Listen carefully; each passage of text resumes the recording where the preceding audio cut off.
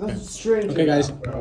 This is for the smart people. I don't actually know if you need to write out the scheme or not for points or whatever. Okay. That's There you go. You got 10 test tubes there. You're given nothing but the 10 test tubes. They are all unlabeled. You have nothing but literally blank 10 test tubes that are all like clear solutions except for these two. You're gonna have a blue one. You're gonna have a one that is smells like it'll give you a bad headache. Stop.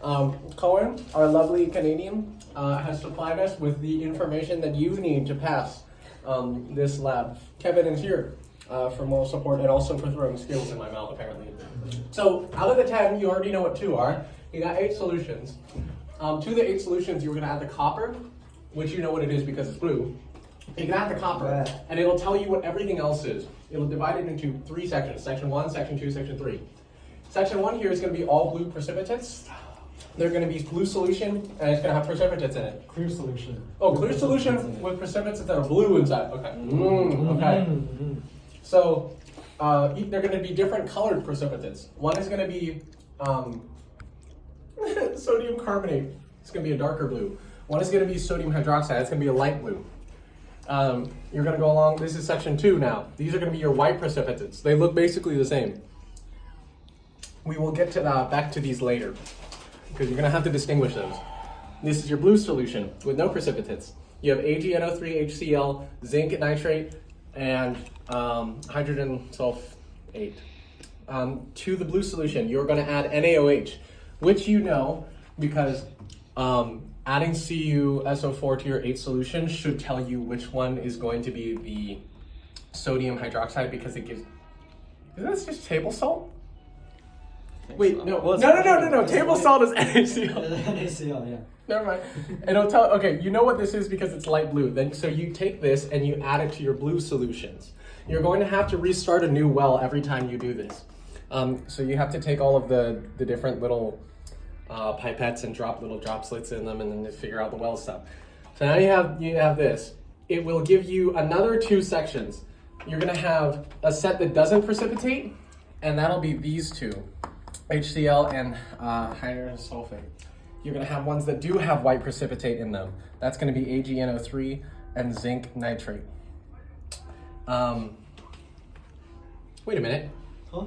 How do you figure out what the difference between these 2 is? Oh yeah, so if you add like I guess we didn't get to that. Yeah, no, we never got to that. My bad. You can either just add HCl to either of these 2 and it's going to tell you. Because one's going to precipitate and one's not. Or I think if you add a lot of NaOH, the precipitates will eventually dissolve. It's easier to just do HCl, but like we did get to this. We did get to this. Yeah, I remember it now. Oh, thank you, Master Cohen. Okay, so you have one of them these will 2. disappear if you add HCl. Yes. Yeah. Or no, so, not disappear, but you start a new well every time. Yeah. So one just will form. Yeah. So here you have. Oh dang it! You fell on the floor. Here you have HCl and H2SO4. With this, you take these 4.